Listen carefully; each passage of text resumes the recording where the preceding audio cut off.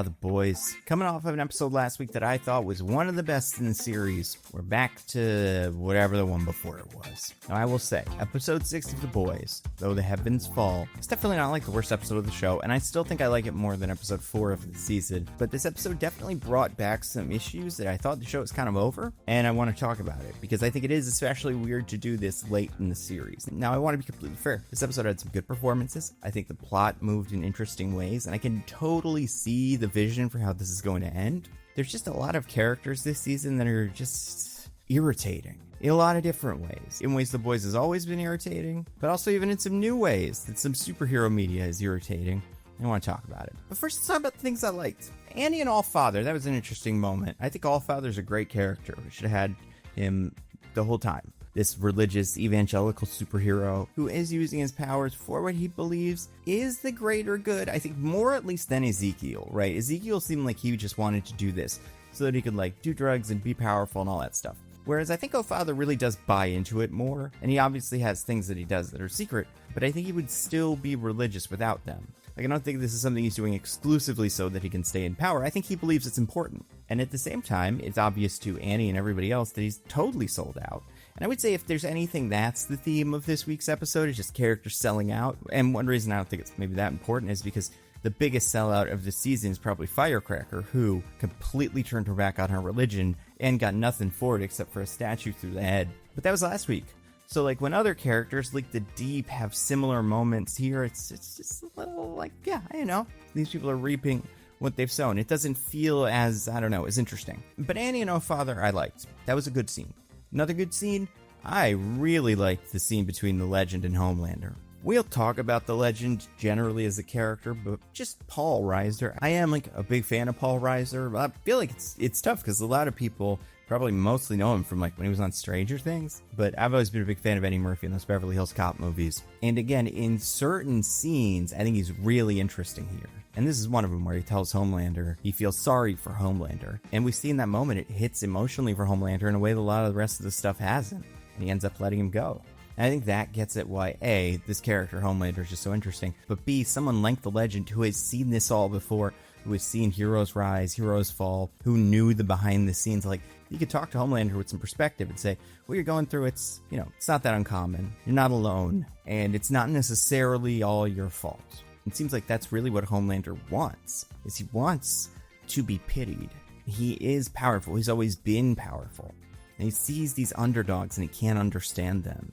It really annoys him. That's why Huey annoys him so much. And Homelander, to be fair to the character, has gone through a lot. He was raised in a very strange way that is very abusive, and of course this could create somebody with a lot of issues. But because Homelander's Homelander, you just usually don't get a lot of time to acknowledge that in the moments before he laser beams you in half. So having a character come out and say that to him, I think it's interesting seeing how that affects him in this moment. Oh, speaking of Homelander in the church, I think it's very interesting that apparently the church is collecting all of the psychics or something like that. If I had to guess at where I think this one's gonna go, I imagine Homelander has an army of psychics that he's trying to use to read everybody's mind so that he can figure out who's a true believer and who's not, and that's going to lead to some real bad stuff in the next episode or two. But yeah, I thought Homelander this episode was more or less interesting. That character always works because he's always doing something interesting. He's always surprising in a way that some of these other characters, and we'll get to it, aren't. And sometimes when they are surprising, it's because they're kind of inconsistent as opposed to just being a complicated character doing surprising things. So I thought that scene was great. I really liked everything with Kimiko Frenchie and Golden Geisha, and this idea that has not really been discussed yet on the show, a show that has become about characters searching for immortality. The idea that I have always agreed with, which is it's bad. You don't want immortality. Mortality is important. It keeps you grounded. It keeps things in perspective. That is what Homelander is trying to get rid of, and that is what the boys are trying to protect. So I like that in this moment, Kimiko was given that choice, and she chose not to be immortal. But as we will find out in this episode, immortality ain't everything it used to be. As much as the immortality seems like it's a one-way ticket, there's ways around it. But I found that interesting. The other stuff I liked. Soldier Boy, it's a good character, I like him. I'm really glad Jensen Ackles is a main character on the show now, and that Jensen Ackles is one of the people that's going to get a spin-off, even though maybe I don't love everything about how that's being introduced, but he just has so much gravitas. He is so good at delivering this dialogue that can sound kind of silly, but he's got a voice for it. I've heard people say they want him to be Batman. I don't disagree. I think he would be a cool Batman. And I like the internal struggle within Soldier Boy of he's not as messed up as Homelander. He's clearly still messed up. but he understands what Homelander is doing is wrong. And Homelander's instincts are bad, and he shouldn't do this. But at the same time, a lot like Homelander, he really does just want love in a family. And if the love from Homelander isn't enough, this, I guess, love from Stormfront, or whatever relationship they used to have, is enough to make him make a bad decision. But a decision that he knows is bad. I'm very interested in that. And that's pretty much it. Those are the ones I liked. Now it's the ones I didn't really like that much. In no particular order, let's start with Mother's Milk, MM. So MM meets the Legend, and he's extra serious. He's extra mean. The Legend's like, whoa, MM, you didn't used to be like this, but Billy Butcher's rubbed off on you. And it's like, okay, first of all, clearly the stakes are high, right? This is not just a decision he made for no reason. Things have happened, put him in a position where of course he has to think this way. So it doesn't really matter to us when a character like the Legend tells him, like, you're acting a little weird, because A, Butcher said that last week, and B, we know why he's acting weird, and it totally makes sense. Also, because a lot of this show kind of blends together, I know originally MM was supposed to be kind of the calm head in the room. It seems like now he's just this. He's been this for a little while. And when the Legend comes in and says, that's not you, that's Butcher, I'm like, I don't know, it's kind of both of them. We really haven't had a defined arc for MM in a while, so I don't know what to tell you. Also, MM saved that Crow girl in episode 2, so clearly he's not too far gone. Like, we know that. So, I don't know, why does this matter? I'll say, like, another bit that I didn't hate was the movie theater bit, just as a joke. I like it when the boys parodies things. Even if the parodies aren't that creative, it's just the boys' characters doing them. It's funny to see. Firecracker being the Nicole Kidman in that group is great. And it's extra funny because the character's dead. But hey, here she is again. Also, what a nightmare world where the studios own the movie theater. That is the kind of monopolization that I can only imagine in a fictional thing. Speaking of parodies, I really liked the couple of times we checked in on old school Vought. We saw this show about a white guy pretending to be a native, like, tracker who helped the cops. Funny, because those kind of shows existed. Maybe not exactly like that, but they're fun. And then the scene where Bombsight gives the woman what is definitely cocaine or something. Very funny, very silly, but also like the thing that these guys would do, right? I enjoy in Captain America when Captain America makes a little promo and he's like, I'm Captain America and we're fighting the war, get us some war bonds. But in reality, there'd be so much of this too. And I like that The Boys is filling that gap. However, Bombsight, okay. I think this character's fine. I'm excited to see Mason die playing this character in Vought Rising, which is clearly what we're doing here, is that we're setting up this character to be maybe the main character of Vought Rising, which is the Vought prequel show set in, I think, the 50s. Which is interesting because Soldier Boy was part of a team. He was part of Payback, which is the Avengers of that universe. This seems to have been before even that. But I'm excited for the show. I think his performance here was good. I like this power. I like it because when I originally heard it, I didn't quite understand what its deal was. Like, you fly really fast. It's like, that's not the kind of thing that you give someone as like a superpower. And then it's like, oh wait, he's Cannonball from the New Mutants. He is pretty much the same thing, even Bomb Sight, Cannonball, similar weaponry. I don't know if he's nigh invulnerable when he's blasting, but definitely at least somewhat invulnerable. I also love the detail that Soldier Boy doesn't like flying, because of course he wouldn't. He can't fly. All the rest of these guys can fly. They'd probably pick him up, and that seems like it would be really scary, even if you were an immortal super soldier. I will say, this episode, much like episode 4 of this season, did feel like it was doing a lot of this just to set up Vought Rising. Like, I think what they were able to pull out of the Golden Geisha Bombsight relationship was interesting, but realistically, that did not need to be him. He especially did not need to show up in his costume from that show. And it just brings us back to, like, we could be exploring relationships from the past. Other soups we've heard of. Soups that have maybe been alienated by this. Maybe Queen Maeve had some V1, or she knew where some was. Instead, we're going on these little quests to introduce the spin-off characters. It just doesn't feel like the kind of thing you do at the end of a season. There's so many plot lines that need to be tied up, and so many characters, like we're saying, like with MM, who I don't think are fully working. So taking time out of the episode to introduce this guy who will not matter in the next 2 episodes, but will matter in the next show, feels like a mistake. I know Kripke was talking about how people complain about episodes being filler episodes, and I feel you, Kripke, because, like, obviously, I loved last week. I loved episode 5, and a lot of people called it a filler episode, and it was like, oh my god, if this is a filler episode, what's not a filler episode? Like, what is a real episode? Is it just one where they all punch? Because So much important stuff happened. The performances were great. So much of the plot was moved forward. So many characters were developed. It was everything I could have wanted. So it makes sense that you'd be like defensive when people say, oh, this is a filler episode, this is a filler episode. Kind of feels like, not exactly the same way, but like Mary Sue, how that word used to have meaning, and then the meaning expanded and expanded and expanded, where it was just a character who's a woman who we don't like. With this, I think that's what we're getting with filler episode, is it's turning into an episode of the TV show that I didn't think was very good. And I think that's why criticism is so important. Being specific with the criticism can explain what these problems are, and that does bring like clarity to the creatives and also just to other people watching the show. Like, why didn't this episode work for me? Well, it's because of this, as opposed to just saying it was a filler episode, because that doesn't mean anything anymore. It's the other plot lines that I didn't love. I guess I don't hate the Deep and Black Noir. I just don't find this development in their relationship that interesting for two reasons. One, it was more interesting last week when Deep did seem to end with the upper hand.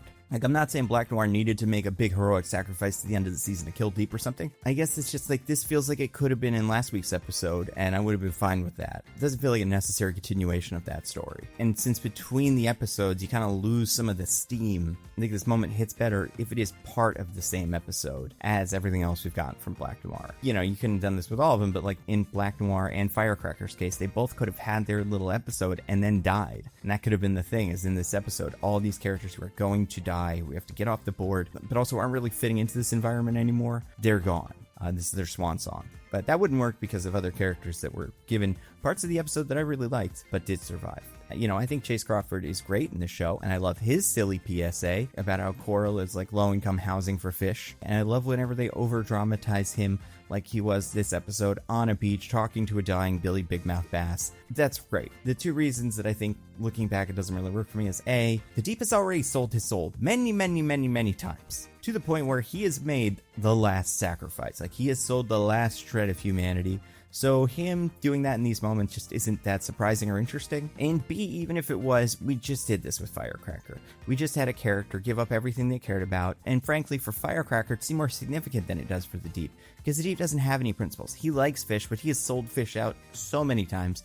Whereas Firecracker does really care about religion, and forcing that character to denounce Christ, throw the little Christ action figure in the trash, that's important. Like, that is a big character moment. So, I don't know. I don't think this part of the episode was necessarily bad, but it just didn't really hit for me. Having watched the episode a couple of times, this is the only part that starts, and I'm always like, oh, right, that was in this episode too. I forgot about that, because it just doesn't have as big of an impact. And then we got our two problem children here. So I don't know who to talk about first. Let's do the easy one first. The Legend is a symptom of a bigger issue with this show that has always been an issue, but I think now, because it's been going on for so long, it has gotten so irritating, where it's like, God, we get it. You guys have sex. You guys talk about sex. You do sex things that are kind of unusual. Some of them aren't even that unusual, and sometimes they have famous people involved in them, and I guess that's something, because it's funny when Soulja Boy makes those references and no one understands it because he's way older than everyone else,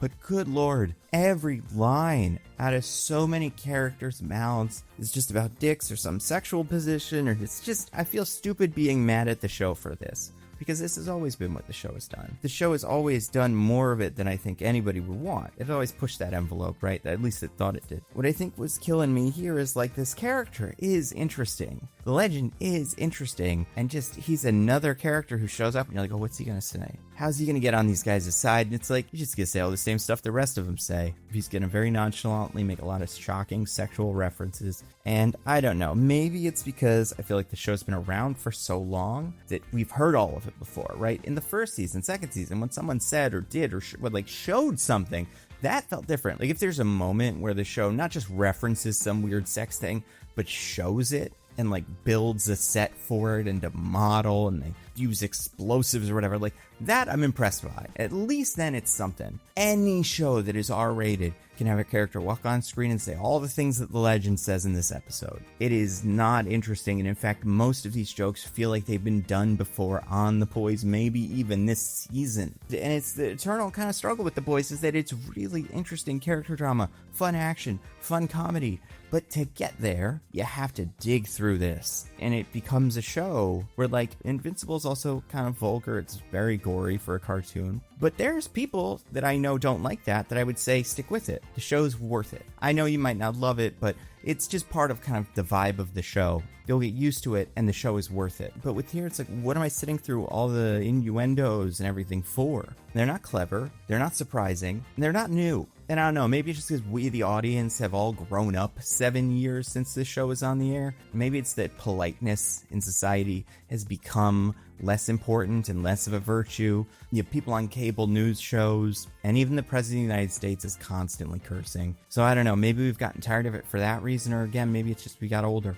I don't know. We got more mature. That feels like the least plausible way that could have gone, but it's possible. But again, I like Paul Reiser. I was happy to see him this week. And I think he did a great job. I really, really liked his performance. I just wish there was a little bit more going on here. But the MVP for most least improved character goes once again to Sister Sage for whatever the hell she's doing in this season. Because I said last week after episode 5 that I loved the Sister Sage angle. It wasn't the most groundbreaking idea ever. She just wants to see the world burn. She wants peace and quiet.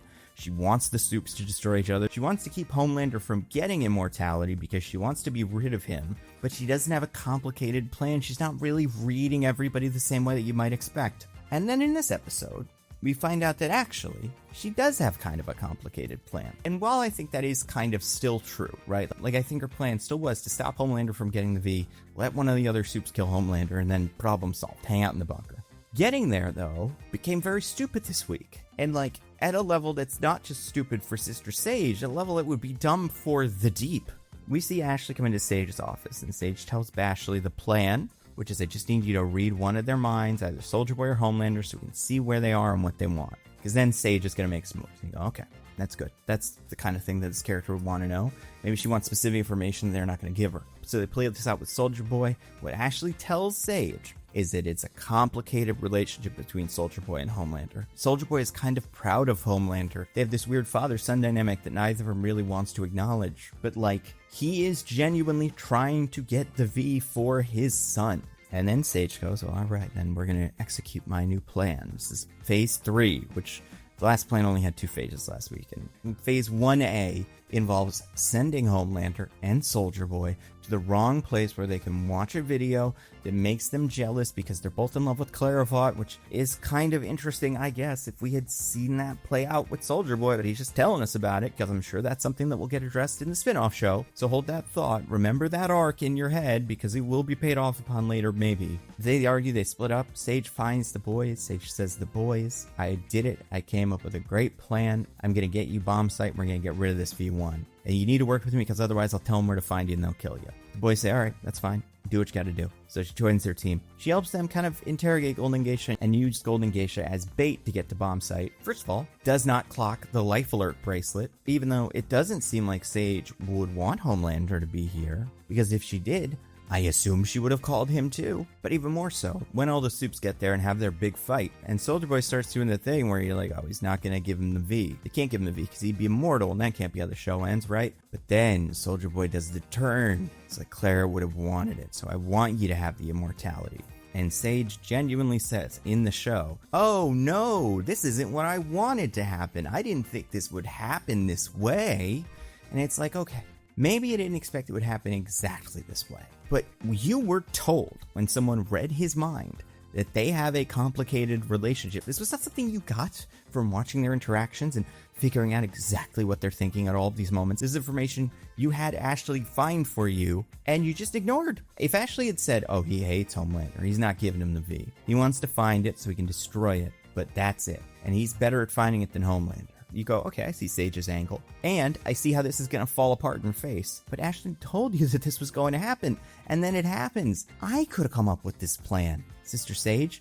And this is the problem with writing a character who's a super genius, who's the smartest person on Earth. They always work in every angle. Is because either they have to have figured all this out. This all has to be their plan, which I don't think it is. I don't think that's the revelation because it would be dumb. Or they have to just be an idiot or be wrong. Or something has to be eluding them. There's certain characters that can like see all the probabilities and can understand everything, except if one character gets involved who's like so chaotic, like the Joker or Deadpool, they can't predict that character, right? Homelander is not that character. Soldier Boy is not that character. And the idea that Soldier Boy loves and cares about Homelander is not only something you wouldn't need to read their minds to find out. I'm assuming they kind of told everybody what happened at Mr. Marathon's house, where Soldier Boy said, I'm going to take care of my son who I care about in this moment. So it's an all-time bad read, and I just don't understand what they're doing with this Sister Sage character. I really, really, really liked where she was. I'm sure she's going to have something to do. She's going to come up with some great idea or whatever. But like the idea that she's a scientist who can come up with science ideas or whatever, that's fine. This whole playing multi-dimensional chess, able to manipulate everybody off everybody else, we've like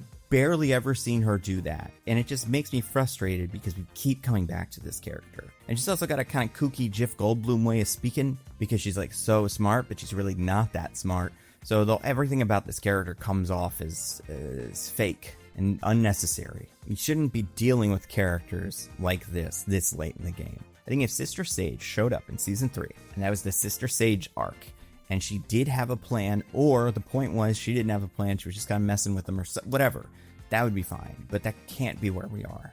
2 episodes from the finale. In conclusion, I think this episode was all over the place, like your classic boys episode. I liked certain parts of it. Paul Reiser's performance was interesting. Homelander always good. The immortality argument was interesting.